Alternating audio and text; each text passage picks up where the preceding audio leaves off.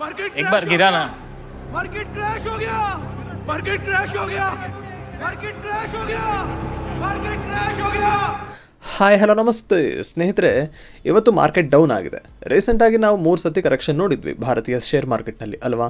So June 4ನೇ ತಾರೀಕು ಅಂದರೆ ಎಲೆಕ್ಷನ್ ದಿನ ಡೌನ್ ಆಗಿತ್ತು, ಬಜೆಟ್ ದಿನ ಡೌನ್ ಆಗಿತ್ತು, ಆ್ಯಂಡ್ ಇವತ್ತಿನ ದಿನ ಮಾರ್ಕೆಟ್ ಡೌನ್ ಆಗಿದೆ. ಎಲ್ಲದಕ್ಕೂ ಕಾರಣ ಇದ್ದೇ ಇರುತ್ತೆ ಅಲ್ವಾ. ಸೊ ಕಾರಣ ಇಲ್ಲದೆ ಯಾವತ್ತೂ ಮಾರ್ಕೆಟ್ ಜಾಸ್ತಿ ಡೌನ್ ಆಗಿಲ್ಲ, ರೈಟ್. ಸೊ ಇಂದಿನ ಮಾರ್ಕೆಟ್ ಡೌನ್ ಆಗಿರೋದಕ್ಕೆ ಕಾರಣಗಳು ಏನು ಅನ್ನುವಂತಹ ಮಾಹಿತಿನ ಕ್ವಿಕ್ಕಾಗಿ ನೋಡ್ಕೊಬರೋಣ ಬನ್ನಿ. ನೀವು ನೋಡ್ತಾ ಇದ್ದೀರಾ, ವಿಶ್ವದ ಬಹಳಷ್ಟು ದೇಶದ ಸ್ಟಾಕ್ ಮಾರ್ಕೆಟ್ ಸುಮಾರು 2% ಹೆಚ್ಚು ಡೌನ್ಫಾಲ್ ಆಗಿದೆ. ಅದರಲ್ಲೂ ಜಾಪನೀಸ್ ಸ್ಟಾಕ್ ಮಾರ್ಕೆಟ್ ಅಂತೂ 8% ಹೆಚ್ಚು ಬಿದ್ದಿದೆ ಒಂದೇ ದಿನದಲ್ಲಿ. ಆ್ಯಂಡ್ ಹಿಂದಿನ ತಿಂಗಳು ಅಂದರೆ ಜುಲೈ ತಿಂಗಳಲ್ಲಿ ಅದು ಆಲ್ ಟೈಮ್ ಹೈ ಆಗಿತ್ತು. ಆ್ಯಂಡ್ ಆಲ್ ಟೈಮ್ ಹೈಯಿಂದ ಸುಮಾರು 20% ಕೆಳಗೆ ಬಿದ್ದಿದೆ ಜಾಪನೀಸ್ ಸ್ಟಾಕ್ ಮಾರ್ಕೆಟ್ ಜಸ್ಟ್ ಒಂದು ತಿಂಗಳಲ್ಲಿ. ಭಾರತೀಯ ಸ್ಟಾಕ್ ಮಾರ್ಕೆಟ್ ಎಷ್ಟು ಡೌನ್ ಆಯಿತು ಅಂತ ನೋಡೋದಾದರೆ, ಸೆನ್ಸೆಕ್ಸ್ ಹಾಗೂ ನಿಫ್ಟಿ ಮಾರ್ಕೆಟ್ ಓಪನ್ ಆದ ತಕ್ಷಣ ಸುಮಾರು 3% ಹೆಚ್ಚು ಬಿತ್ತು ಅಲ್ವಾ. ಹಾಗೆ ಸ್ಮಾಲ್ ಕ್ಯಾಪ್ ಸ್ಟಾಕ್ಸ್ ಅಂತೂ ಕೇಳೋದೇ ಬೇಡ, ಮೆಜಾರಿಟಿ ಆಫ್ ದ ಮಿನಿಮಮ್ 4% ಆದರೂ ಡೌನ್ ಆಗಿತ್ತು ಅಲ್ವಾ. ಸೊ ಹಿಂದಿನ ದಿನ ಭಾರತದಲ್ಲಿ ಲಿಸ್ಟ್ ಆಗಿರುವಂತಹ ಕಂಪನಿಗಳ ಮಾರ್ಕೆಟ್ ಕ್ಯಾಪ್ ಸುಮಾರು 457 ಲಕ್ಷ ಕೋಟಿ ಇತ್ತು. ಅಂದರೆ ಮಾರ್ಕೆಟ್ ಕ್ಯಾಪ್ ಲಿಸ್ಟ್ ಆಗಿರುವಂತಹ ಸಂಸ್ಥೆಗಳ ಮಾರ್ಕೆಟ್ ಕ್ಯಾಪ್ 457 ಲ್ಯಾಕ್ ಕ್ರೋರ್ ಇತ್ತಂತೆ ಹಿಂದಿನ ಸ್ಟಾಕ್ ವರ್ಕಿಂಗ್ ಡೇ ಅಂದರೆ 2ನೇ ತಾರೀಕು ಆಗಸ್ಟ್. ಆ್ಯಂಡ್ ಇವತ್ತು ಎಷ್ಟಿಗೆ ಬಿದ್ದಿದೆ ಗೊತ್ತಾ. ಸೊ ಮಾರ್ಕೆಟ್ ಓಪನ್ ಆದ ನಂತರ ಅದರ ಮೌಲ್ಯ 447 ಲಕ್ಷ ಕೋಟಿಗೆ ಇಳಿಕೆಯಾಗಿದೆ. ಅಂದರೆ ಸುಮಾರು 10 ಲಕ್ಷ ಕೋಟಿ ಮಾರ್ಕೆಟ್ನಿಂದ ಅಳಿಸಿ ಹೋಗಿದೆ ಅಂತಲೇ ಹೇಳ್ಬೋದು ಸ್ನೇಹಿತರೆ. ಆ್ಯಂಡ್ ಇದಕ್ಕೆ 3 ಮುಖ್ಯ ಕಾರಣಗಳಿದೆ ಸ್ನೇಹಿತರೆ. ನಂಬರ್ 1 ಯೆನ್. ಸೊ ಜಪಾನ್ನಲ್ಲಿ ಏನಾಯ್ತಂದರೆ, ಜಪಾನಿನ ಸೆಂಟ್ರಲ್ ಬ್ಯಾಂಕ್ ಆದಂತಹ ಬ್ಯಾಂಕ್ ಆಫ್ ಜಪಾನ್ ನೆಗೆಟಿವ್ ಇಂಟ್ರೆಸ್ಟ್ನಲ್ಲಿ ಸಾಲ ಮಂಜೂರು ಮಾಡ್ತಾ ಇತ್ತು. ಸೊ ಜಪಾನಿನ ಇನ್ವೆಸ್ಟರ್ಸ್ ಬ್ಯಾಂಕಿನಿಂದ ಸಾಲ ಪಡೆದು ಬೇರೆ ದೇಶಗಳಲ್ಲಿ ಹೂಡಿಕೆ ಮಾಡ್ತಾ ಇದ್ರು.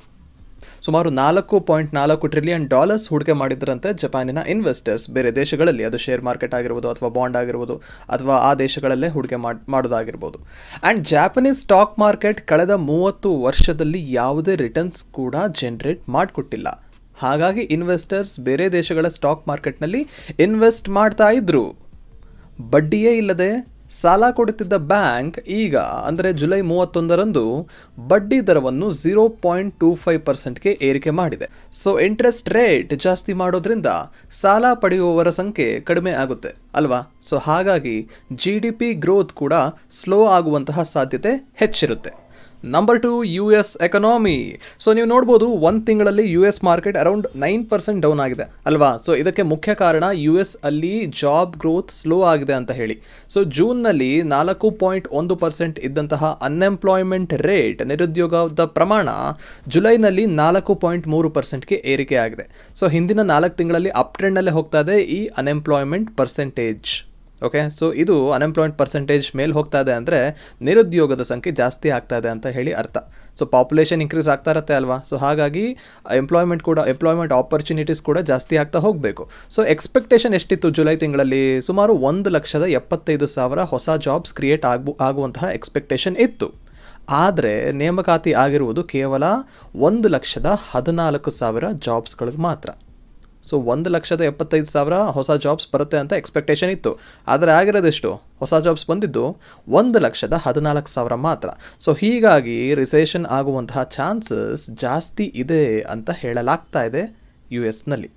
ಸೊ ಬ್ಲೂಮ್ಬರ್ಗ್ ವರದಿಯ ಪ್ರಕಾರ ಇನ್ವೆಸ್ಟ್ಮೆಂಟ್ ಬ್ಯಾಂಕರ್ ಆಗಿರುವಂತಹ ಗೋಲ್ಡ್ಮ್ಯಾನ್ ಸ್ಯಾಕ್ಸ್ ರವರು ಹಿಂದೆ US-ನಲ್ಲಿ ರಿಸೆಷನ್ ಬರುವಂತಹ ಚಾನ್ಸಸ್ 15% ಇದೆ ಅಂತ ಹೇಳಿದರು. ಆ್ಯಂಡ್ ಇವತ್ತು ಏನಂತ ಹೇಳ್ತಾ ಇದ್ದಾರೆ ಅಂದರೆ, ಸೊ 25% ಬರುವಂತಹ ಚಾನ್ಸಸ್ ಇದೆ ಅಂತ ಹೇಳ್ತಾ ಇದ್ದಾರೆ ರಿಸೆಷನ್. ಸೊ ರಿಸೆಷನ್ ಬಂದರೆ ಏನಾಗುತ್ತೆ?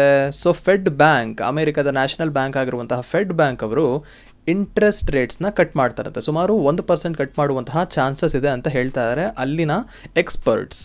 ಸೊ ಇದರಿಂದ ಏನಾಗುತ್ತೆ?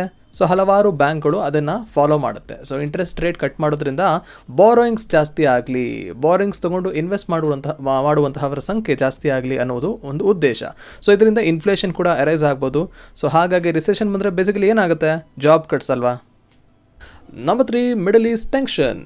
ಮೀಡಿಯಾ ವರದಿಗಳ ಪ್ರಕಾರ ಹಮಾಸ್ ಮುಖ್ಯಸ್ಥನಾದಂತಹ ಇಸ್ಮೇಲ್ ಹನಿಯಾನ ಇಸ್ರೇಲ್ನವರು ಕೊಂದಿರೋದಕ್ಕೆ ಪ್ರತೀಕಾರ ತೀರಿಸ್ಕೊಳ್ತೀವಿ ಅಂತ ಇರಾನ್ ಹೇಳಿದೆಯಂತೆ. ಸೊ ಇರಾನಿನ ಹೊಸ ಅಧ್ಯಕ್ಷರ ಪ್ರಮಾಣ ವಚನ ಸಮಾರಂಭಕ್ಕೆ ಹೋಗುವ ಸಂದರ್ಭದಲ್ಲಿ ಇಸ್ಮೇಲ್ನನ್ನು ಇಸ್ರೇಲ್ ಹೊಡೆದಾಕಿದೆಯಂತೆ. ಅಮೆರಿಕ ಕೂಡ ಈ ಪ್ರದೇಶದಲ್ಲಿ ತನ್ನ ಮಿಲಿಟರಿ ಪಡೆಯನ್ನು ನಿಯೋಜನೆ ಮಾಡ್ತಾ ಇದೆ ಅನ್ನುವಂತಹ ಮಾಹಿತಿ ಕೂಡ ಬರ್ತಾ ಇದೆ. ಆ್ಯಂಡ್ ಇದನ್ನೆಲ್ಲ ಹೂಡಿಕೆದಾರರು ಗಮನಿಸ್ತಾ ಇರ್ತಾರೆ. ಅಕಸ್ಮಾತ್ ಯುದ್ಧ ಏನಾದರೂ ಪ್ರಾರಂಭಗೊಂಡ್ರೆ ಸ್ಟಾಕ್ ಮಾರ್ಕೆಟ್ ಅತ್ಯಂತ ಕೆಟ್ಟದಾಗಿ ಕೆಳಗೆ ಬೀಳುತ್ತೆ ಅಂತ ಕೂಡ ಹೇಳ್ತಾ ಇದ್ದಾರೆ. ಇನ್ನು ಹಲವಾರು ಕಾರಣಗಳಿದೆ ಸ್ನೇಹಿತರೆ. ಲೈಕ್ ಕೆಲವು ಸ್ಟಾಕ್ಸ್ನಲ್ಲಿ ಎಸ್ಪೆಷಲಿ PSUಗಳಲ್ಲಿ ಹೆಚ್ಚಾಗಿರುವಂತಹ ವ್ಯಾಲ್ಯೂಯೇಷನ್, ನಿರೀಕ್ಷೆಯಂತೆ ಬರೆದಿರುವ ಕಂಪನಿಗಳ ಮೊದಲ ಕ್ವಾರ್ಟರ್ಲಿ ರಿಸಲ್ಟ್ಸ್, ಹೀಗೆ ಅನೇಕ ಕಾರಣಗಳಿಂದ ನಮ್ಮ ಭಾರತೀಯ ಷೇರು ಮಾರುಕಟ್ಟೆ ನೆಗೆಟಿವ್ ಪರ್ಫಾರ್ಮೆನ್ಸ್ ಕೊಡ್ತಾ ಇದೆ. ಆ್ಯಂಡ್ ಇದರಿಂದ ಭಾರತದ ಕರೆನ್ಸಿ ಕೂಡ ಸುಮಾರು 3 ಪೈಸೆ $US ವಿರುದ್ಧ ವೀಕ್ ಆಗಿದೆ. ಸೊ ಲಾಂಗ್ ಟರ್ಮ್ ಇನ್ವೆಸ್ಟರ್ಸ್ ಜಾಸ್ತಿ ಟೆನ್ಷನ್ ಆಗೋದು ಬೇಡ. ಒಳ್ಳೆ ಕಂಪನಿಗಳಲ್ಲಿ ಹೂಡಿಕೆ ಮಾಡಿದರೆ ಇವತ್ತು ಡೌನ್ ಆಗಿದ್ರೂ ಸಹ ಮುಂದೆ ಒಳ್ಳೆ ರಿಟರ್ನ್ಸ್ ಕೊಟ್ಟೇ ಕೊಡುತ್ತೆ ಅಂತ ಹೇಳ್ತಾ ಈ ಒಂದು ವಿಡಿಯೋ ಮುಗಿಸ್ತೀನಿ. ಆ್ಯಂಡ್ ಹೋಗೋಕ್ಕಿಂತ ಮುಂಚೆ ಒಂದೇ ಒಂದು ಪ್ರಶ್ನೆ, ಈ ಡೌನ್ ಪರ್ಫಾರ್ಮೆನ್ಸ್ ಮುಂದುವರಿಯುತ್ತಾ? ಮುಂದುವರೆದ್ರೂ ಇನ್ನು ಎಷ್ಟು ದಿನ ಮುಂದುವರಿಯಬಹುದು? ಗೆಸ್ ಮಾಡಿ ಕಮೆಂಟ್ನಲ್ಲಿ ತಿಳಿಸಿ. Thank you.